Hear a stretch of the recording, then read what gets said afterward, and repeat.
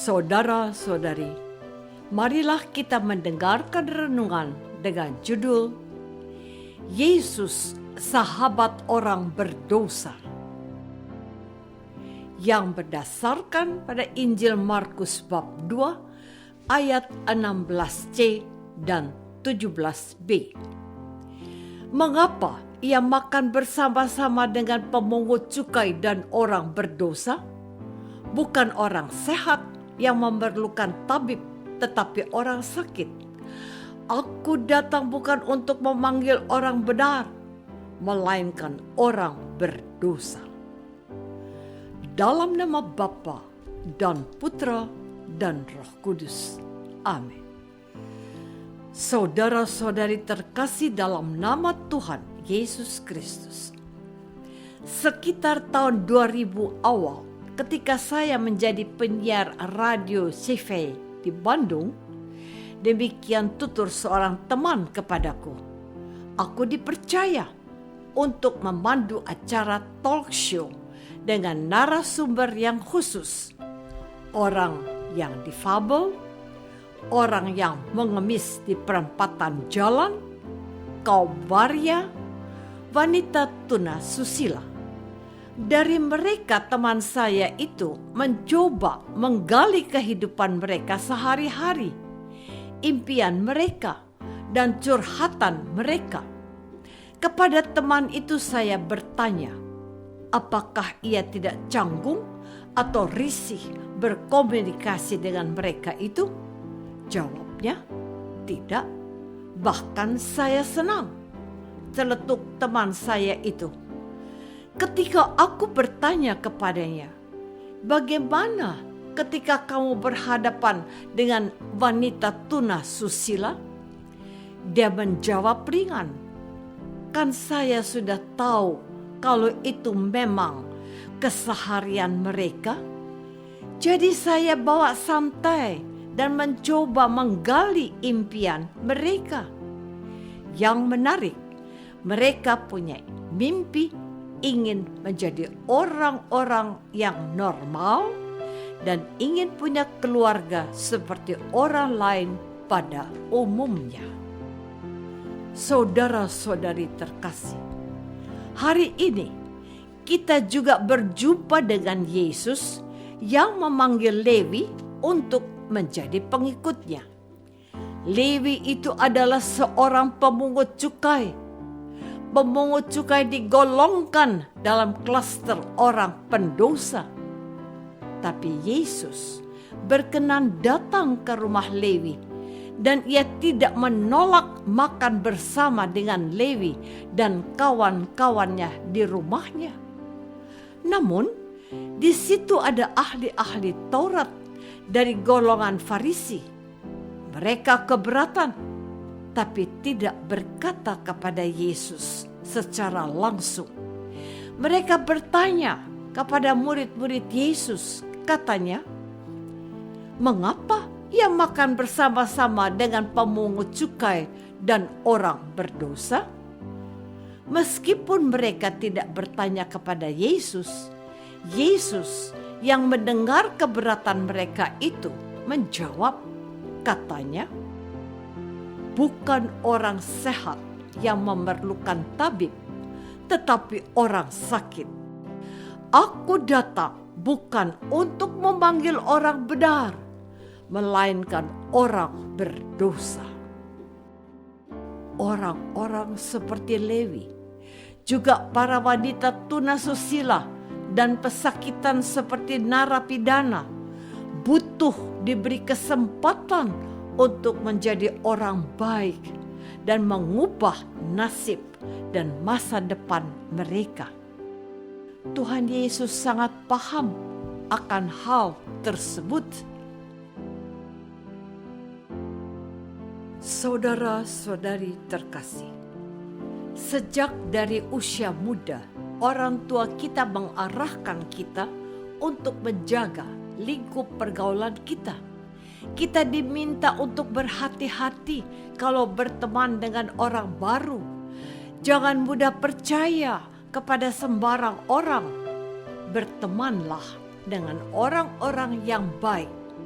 orang-orang yang sederajat, orang-orang yang tidak akan menyusahkan kita. Begitu kurang lebih nasihat dan arahan para orang tua. Bahkan di bangku sekolah, anak-anak diperkenalkan dengan ungkapan ini. Berteman dengan maling, kamu akan menjadi pencuri. Bergaul dengan orang saleh, kamu akan menjadi orang baik. Apakah itu betul? Tentu tak ada seorang pun di antara kita yang membantah pernyataan-pernyataan itu. Pertanyaan lain coba saya tanyakan. Lalu, bagaimana dengan nasib mereka yang dikucilkan dari pergaulan karena label jahat dan tidak pantas yang mereka sandang? Adakah orang yang peduli pada mereka? Narapidana biasanya hidupnya disingkiri oleh masyarakat tempat dia tinggal. Bahkan tidak jarang anak-anak mereka mendapat imbasnya. Mereka juga dikucilkan dari pergaulan. Tuhan melihat kenyataan seperti itu semasa hidupnya. Salah satunya adalah Lewi, si pemungut cukai. Tentang orang-orang yang digolongkan pendosa ini, Tuhan memberikan prioritas perhatian. Ia bergaul dan makan-makan dengan mereka. Saudara-saudari terkasih, saya merasa tersinggung dengan sikap Tuhan Yesus ini pada awalnya. Mengapa ajaran Yesus tidak bersesuaian dengan nasihat dan petuah para orang tua kita? Bukankah itu juga keberatan yang disampaikan orang-orang Farisi kepada para murid Yesus? Mengapa ia makan bersama-sama dengan pemungut cukai dan orang berdosa? Namun, perhatikanlah, Yesus sudah melawan arus kebenaran yang diajarkan para leluhur kita. Tuhan Yesus justru mengambil kesempatan untuk mendekatkan dirinya dengan para pendosa, supaya mereka merasa dimanusiakan, supaya mereka menjadi pribadi yang memiliki martabat dan harga diri, supaya mereka menjadi manusia seperti orang kebanyakan, orang baik, orang saleh, orang yang bisa bermanfaat untuk sesamanya. Tuhan Yesus tidak mau menutup pintu kesempatan bagi mereka yang tersesat untuk menemukan jalan menuju kehidupan yang lebih baik. Setiap orang itu memiliki harga diri, mempunyai martabat, mempunyai nilai. Ketika seorang yang sakit parah mau dijadikan bahan pencobaan karena dianggap sudah tidak berguna dan akan segera mati, orang itu berkata, Tuhan tidak pernah menciptakan sampah.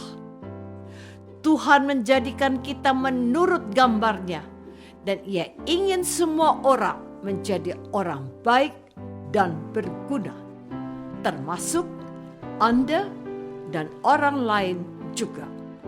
Tuhan datang untuk memanggil orang berdosa dan menemukan yang hilang itu. Itu kita. Apakah aku menerima orang-orang yang tidak berkenan di hati kita seperti Yesus?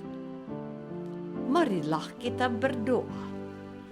Bapa yang Maha Baik, Tuhan Yesus menunjukkan ajaran suci untuk peduli pada orang-orang yang dikucilkan dan disingkirkan. Bantulah kami memberikan perhatian untuk mereka yang berharga di hadapan Kristus yang adalah Tuhan dan penebus kami. Amin. Semoga kita semua selalu dinaungi dan dibimbing oleh berkat Allah yang Maha Kuasa, Bapa dan Putra dan Roh Kudus. Amin.